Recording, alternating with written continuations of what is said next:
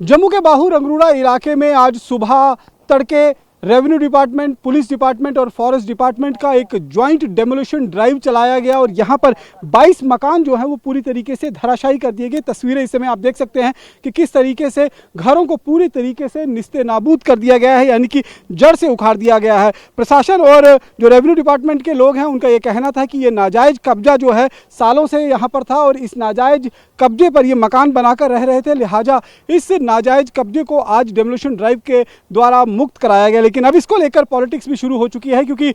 One विभाग की तरफ से ये कार्रवाई की गई है और ये कहा जा रहा है कि ये जमीन जो है वो वन विभाग की है। बाकायदा वन विभाग के अधिकारी डेमोलिशन ड्राइव के समय यहाँ पर मौजूद थे, लेकिन अब वन विभाग के जो मंत्री हैं जावेद राणा वो मौके पर पहुंचे हुए हैं, लोगों से बातचीत किया उन्होंने और साथ में उन्होंने ये इल्जाम लगाया कि dual power system Jammu Kashmir के अंदर जो चल रहा है उसके चलते ही लोगों के घरों को उजाड़ा जा रहा है। फिलहाल यहाँ पर एक माहौल तनावपूर्ण बना हुआ है। जावेद राणा ने कहा है कि वो डिपार्टमेंटल इंक्वायरी करेंगे, डिपार्टमेंटल कार्रवाई करेंगे और साथ ही साथ में ड्यूल पावर सिस्टम को कोसते हुए ये कार्रवाई की बात जो है उन्होंने स्वीकारी है। लेकिन उन्होंने कहा है कि ये कहीं ना कहीं जो लोग यहाँ पर रह रहे थे उनके साथ नाइंसाफी हुई है, उनके घरों को उजाड़ा गया है, उनके घरों को पूरी तरीके से खत्म कर दिया गया है। लिहाजा यहाँ पर अब ये देखना होगा कि अगर प्रशासन ने कार्रवाई की है तो वो सीधे तौर पर कहीं ना कहीं जो नियम है, जो नियमावली है उसके अनुसार की गई है। एंक्रोचमेंट की जमीन थी उस पर कार्रवाई की गई है या फिर जो जिस जमीन पर घर बनाए गए थे